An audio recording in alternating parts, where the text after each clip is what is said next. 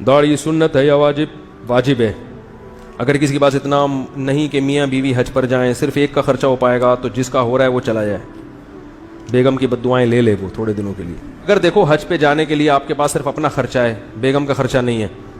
लेकिन आपको पता है कि मैं जवान हूं, अगले साल दोनों के खर्चे मेरे पास हो जाएंगे, तो एक साल के लिए डिले करने में कोई हर्ज नहीं है, बशर्ते कि आपकी सेहत अच्छी हो,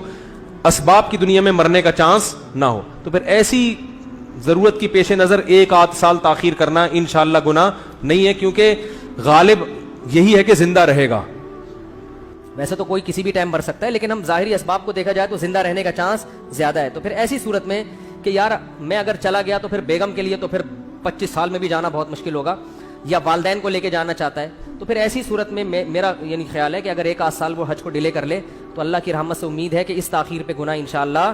ज्यादा नहीं कि 10 साल बात करूंगा, वो 10 साल फिर